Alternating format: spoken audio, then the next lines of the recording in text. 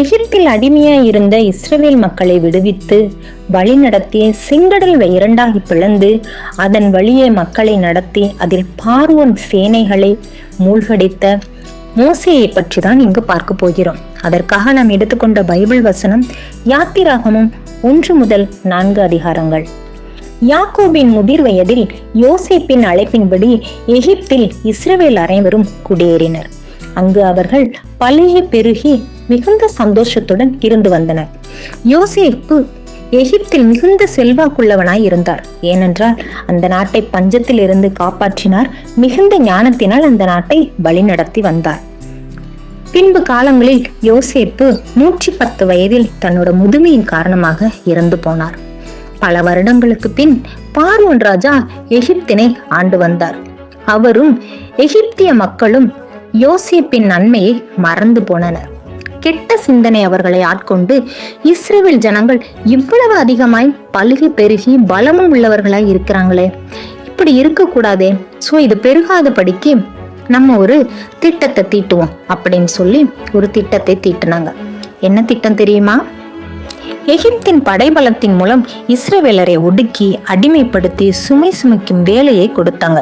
இஸ்ரவேலர்கள் அனைவரும் அவர்களுக்கு அடிமையானார்கள். ஆனால் அப்பொழுதும் அவர்கள் தேவனை நம்பினபடியினால் இஸ்ரவேலர்கள் பெருகி கொண்டே போனார்கள். இவ்வளவு கடுமையான வேலை கொடுத்தும் அடிமையாக்கினதுக்கு அப்புறமும் இஸ்ரவேலர்கள் பெருகுகிறார்களே அப்படின்னு மிகுந்த கோபம் அடைந்த பார்வோன் ராஜா ஆண் பிள்ளைகள் எல்லாவற்றையும் கொன்று குவிக்குமாறு கட்டளையிட்டார். பிறக்கிற ஒவ்வொரு ஆண் குழந்தையும் கொன்று போடுங்க, பெண் குழந்தைகளை கொல்ல வேணாம் அப்படின்னு சொல்லிட்டாரு. அங்க டெலிவரி பார்க்குற மருத்துவச்சிங்க என்ன பண்ணாங்க? தேவனுக்கு பயந்து நடந்ததுனால பிறக்கிற ஆண் குழந்தைய அவங்க கொலை செய்ய மறுத்துட்டாங்க.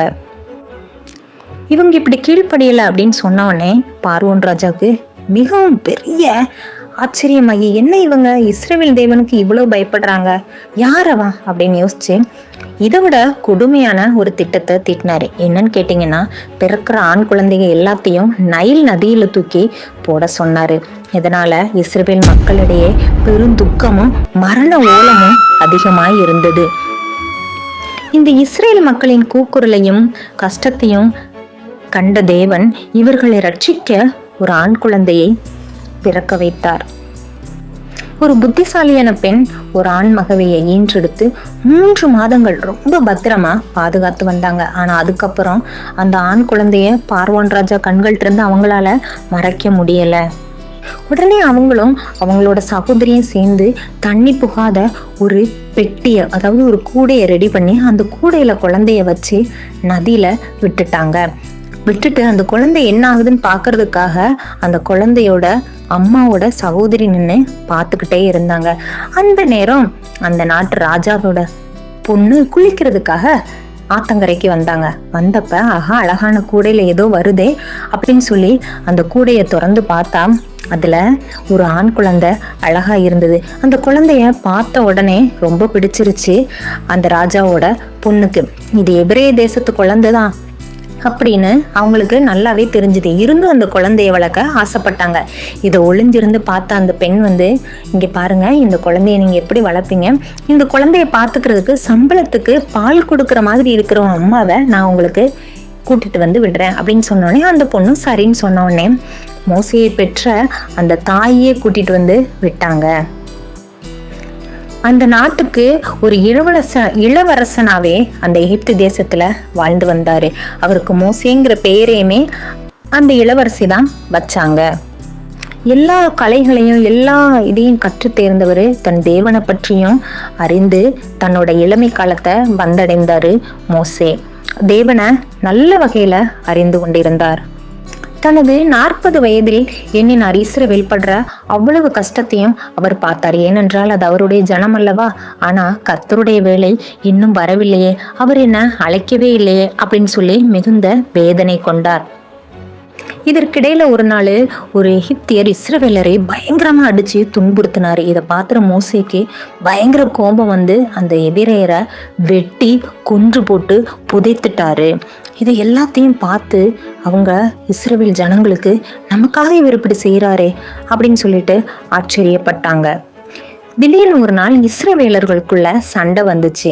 இந்த சண்டையை பார்த்த உடனே மோசே போய் அந்த சண்டை போடாதீங்க அப்படின்னு சொல்லிட்டு அதை விலக்கி வச்சார். உடனே இஸ்ரவேல் கேட்டாங்க, ஒரு சமயம் நீ எங்களை காப்பாத்திட்டங்கிறனால நீ எங்களுக்கு என்ன பெரிய ராஜான்னு நினைப்பா? நீ யார் எங்களுக்கு எல்லாம் உதவி செய்யறதுக்கு அப்படின்னு சொல்லி மோசேவை அவங்க தள்ளி வச்சாங்க. இதை கேட்ட உடனே மோசேக்கு ரொம்ப கஷ்டமா போச்சான். இதையெல்லாம் பார்வோன் ராஜா அறிஞ்சு எதுக்கு இவன் இப்படி பண்றான், அவனை போய் பிடிச்சிட்டு வாங்க அப்படின்னு சொன்ன உடனே மோசே அந்த நாட்டை விட்டு தப்பி வனாந்திரத்துக்கு ஓடியே போயிட்டாரு. ரொம்ப நாள் கழிச்சு மோசேக்கு வனாந்திரத்துல ஒரு விசித்திரமான ஒரு நெருப்புல இருந்து ஒரு குரல் வருது. என்ன அப்படின்னா, அதுதான் நம் தேவனோட குரல். பரிசுத்த பூமி இது, இந்த பூமி பக்கத்துல வரப்போ உன்னோட செருப்பை கழட்டி வச்சுட்டு வா அப்படின்னு சொல்லிட்டு அந்த குரல் அவர்கிட்ட பேசுது. மோசே நடுநடுங்கி தன்னோட முகத்தை மூடிக்கிட்டாரு. அந்த குரலை அவரால் கேட்க முடியல. என் தேவன் மோசே கிட்ட பேசுறாரு, நீ இஸ்ரவேல் ஜனங்களை அவங்களோட அடிமைத்தனத்திலிருந்து கூட்டிட்டு வா, நான் உன்னை வழி நடத்துறேன், அவங்களுக்கு நான் கானான் தேசத்தை கொடுப்பேன் அப்படின்னு சொல்ற வாக்குத்தத்தம் நிறைவேறும்படி நான் செய்வேன் அப்படின்னு சொன்னாரு. உடனே மோசே கேட்டாரு, இதையெல்லாம் செய்யறதுக்கு நான் யார், நான் எப்படி செய்வேன் அப்படின்னு கேட்டாரு. அதுக்கு தேவன் சொன்னார், நான் உன்னோடே இருப்பேன், நீ புறப்பட்டு போ அப்படின்னு சொன்னார். உடனே எகிப்து தேசத்துக்கு இவர் திரும்பவும் தேவனுடைய கட்டளைக்கு கீழ்ப்படிந்து பயணப்பட்டு போனாரு. போய் பார்வோன் ராஜாவை பார்த்து சொல்றாரு, பண்டிகை நாள் வருது, அதை ஆசரிப்பதற்காக நீங்க இஸ்ரவேல் மக்கள் அனைவரையும் விடுவிக்கணும், இது என் தேவனோட கட்டளை அப்படின்னு சொல்றாரு. உடனே பார்வோன் ராஜா சொல்றாரு, யார் அந்த இஸ்ரவேலோட தேவன், எனக்கு அவரை பத்தி எதுவும் தெரியாது, அதனால என்னால விடுவிக்க முடியாது அப்படின்னு சொல்லி அனுப்பி விட்டுட்டாரு. உடனே தேவன் இந்த எகிப்து தேசத்துக்கு என்ன பண்ணார்னா 10 வாதைகளை அனுப்பினாரு. தண்ணீர்கள் அனைத்தையும் என்ன பண்ணாரு, ரத்த நிறமா மாற்றினாரு. தவளைகள் கொசுக்களை பெருக பண்ணாரு. கால்நடைகள் ஆடு மாடுகள் அனைவரும் இறந்து போனாங்க. வெட்டுக்கிளிகளை அதிகமா பரப்ப விட்டு தானியங்கள் எல்லாத்தையும் அழித்து போட்டாரு.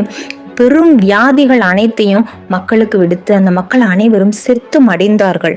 எல்லாவற்றிற்கும் மேல காரிருள் அந்த தேசத்தை சூழ்ந்து கொண்டது.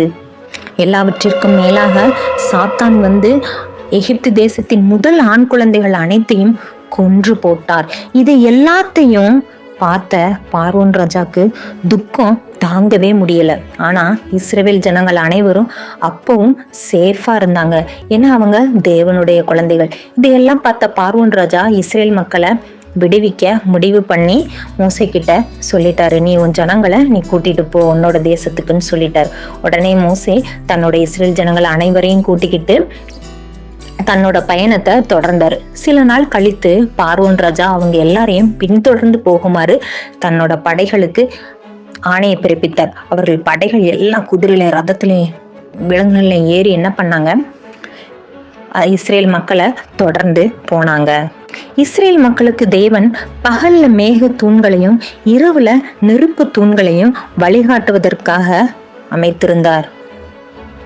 இப்படியே போய்கிட்டு இருக்கும்போது இஸ்ரவேல் ஜனங்களுக்கு முன்னாடி செங்கடலும் பின்னாடி பார்வோனோட படைகளும் இருந்தது. ரெண்டுக்கும் நடுவுல மாட்டிக்கிட்டாங்க. உடனே மோசே என்ன பண்ணாரு, தன்னோட கோலை வானத்தை நோக்கி உயர்த்தினாரு.